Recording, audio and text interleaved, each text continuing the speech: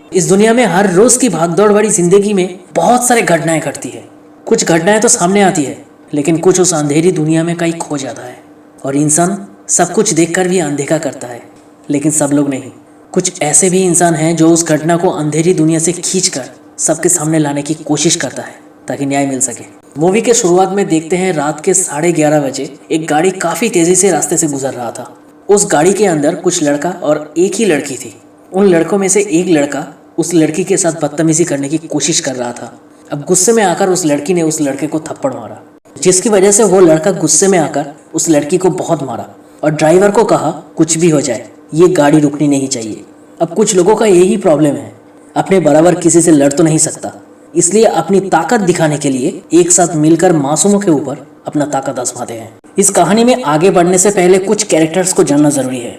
ये है राका सेन, एक कॉलेज प्रोफेसर जो फ्रांस से नौकरी छोड़कर इंडिया आई अपनी कॉलेज से नौकरी का ऑफर मिलने की वजह से।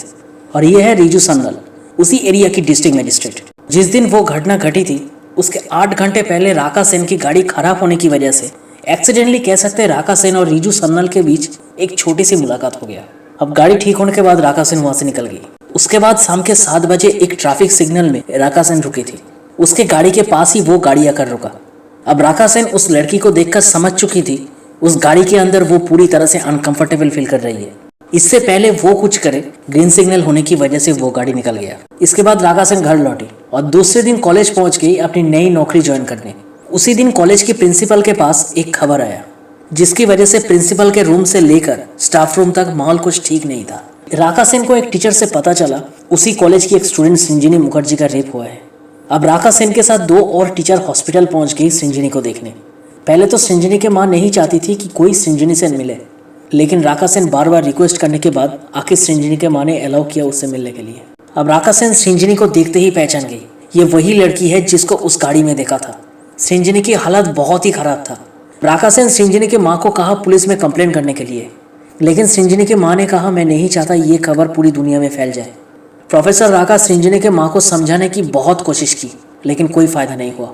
अब दूसरे दिन कॉलेज प्रिंसिपल राका सेन को कहा कॉलेज की गवर्निंग बॉडी नहीं चाहता है कि कॉलेज की कोई भी स्टाफ संजिनी के केस में इंटरफेयर करे। लेकिन राका सेन सोच लिया था चाहे कुछ भी हो जाए वो संजिनी को न्याय दिलाकर ही छोड़ेगी। प्रोफेसर राका फिर से हॉस्पिटल गई संजिनी से मिलने, लेकिन संजिनी के माँ ने साफ मना कर दिया। अब राका सेन समझ चुकी थी इस केस में ऐसा कोई तो है जो संजिनी और उसके माँ को डरा रहा है। राका सेन पुलिस के पास गई कंप्लेन लिखाने, लेकिन एक पुलिस ऑफिसर कंप्लेन लेने से साफ मना कर दिया। उल्टा संजिनी के कैरेक्टर के ऊपर उसने कीचड़ उछाला।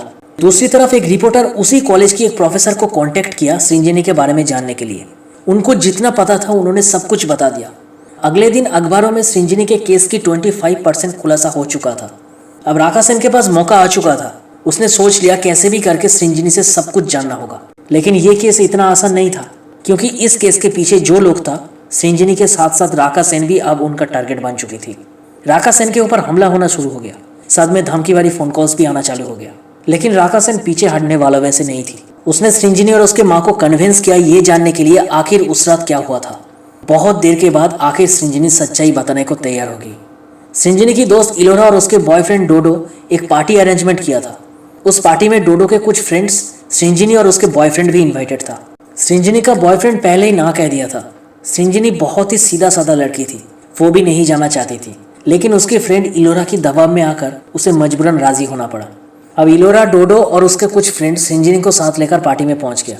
जब वो लोग आ रहा था तब एक ट्रैफिक सिग्नल में राका सेन संजिनी को देखा था।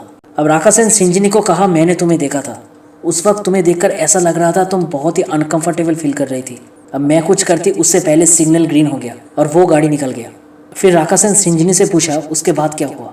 फिर संजिनी ने कहा जब 9 बज चुका था मैंने इलोरा को कहा था बहुत देर हो चुका है मुझे घर जाना है, लेकिन उसने कहा थोड़ी देर और रुक जा। मैं निकलने की बहुत कोशिश की लेकिन निकल नहीं पाई। जब मैं पार्टी से निकली तब 10:30 बज चुका था। उसके बाद मैं कैब बुक कर रही थी, लेकिन इलोरा ने कहा डोडो की दोस्त पुष्पल उसी रास्ते जा रहा है, वो तुझे ड्रॉप कर देगा। मैंने उसे बहुत बार मना किया, लेकिन कैब भी मिल नहीं रही थी, इसलिए मजबूरन मुझे उस गाड़ी में जाना पड़ा। फिर राका सेन संजिनी से पूछी उस गाड़ी में और कौन कौन था।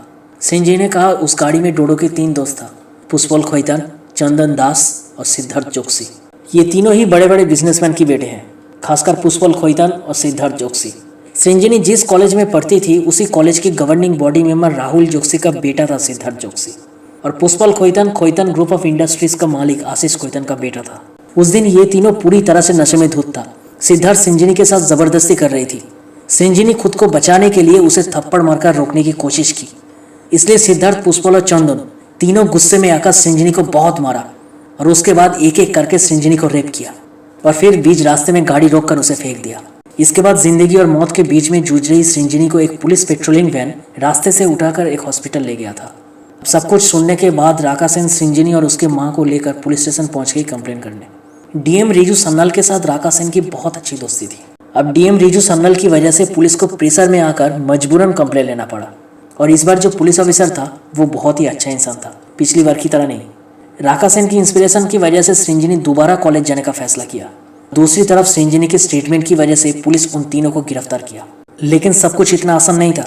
डोडो कुछ लड़के को लेकर सृंजनी को कॉलेज में मेंटल टॉर्चर करना शुरू किया, लेकिन इस बार सृंजनी के साथ सिर्फ राका सेन ही नहीं, सृंजनी का बॉयफ्रेंड ऑर्फ्यूस और उसके कुछ दोस्त उसके साथ खड़ा था। सृंजनी और राका सेन दोनों की हिम्मत की वजह से पूरा कॉलेज मिलकर college governing body member Rahul Joshi को रिजाइन करने पर मजबूर किया। लेकिन सृंजनी की दौड़ अभी भी खत्म नहीं हुआ, क्योंकि उसके सामने और भी बड़ी चुनौती इंतजार कर रहा था। केस कोर्ट में जा चुका था, उसे पता था कोर्ट में किन किन सवालों का उसे सामना करना होगा, लेकिन वो इस बार तैयार थी। चाहे कुछ भी हो जाए वो पीछे नहीं हटेगी। डोडो सृंजनी को पैसे का ऑफर दिया ताकि वो केस वापस ले ले। सृंजनी के मां गुस्से में आकर डोडो को थप्पड़ मारकर घर से बाहर निकाल दिया। अब कोर्ट में हर एक सबूत सृंजनी के पक्ष में था। डिफेंस लॉयर बहुत कोशिश की सृंजनी को दबाव में रखने के लिए, लेकिन सृंजनी इस बार नहीं टूटी, क्योंकि उसे पता था इस बार वो अकेली नहीं है, उसके साथ पूरा कॉलेज खड़ा है। सृंजनी की हिम्मत को तोड़ने के लिए उसकी मां की बुटिंग में आग लगाया गया। सिर्फ यही नहीं, सृंजनी की बॉयफ्रेंड ऑर्फ्यूज को मार दिया गया। अब कोर्ट के बाहर पुलिस उन तीनों के साथ डोडो को भी अरेस्ट करके जब ले जा रहा था, डिफेंस लॉयर और उन लोगों के परिवार वाले भी मौजूद था। सृंजनी उन लोगों के सामने आकर कही, तुम लोगों को जो करना है कर लो। और तुम लोगों ने क्या सोचा, ऑर्फ्यूज को मार दोगी तो मेरा हिम्मत टूट जाएगा? अब तुम लोग एक बात ध्यान से सुन लो, दर्द और डर ये दोनों वर्ड मेरी डिक्शनरी से मिट चुका है। तुम लोग कुछ भी कर लो, इसका अंत तो मैं देख कर ही छोड़ूंगी।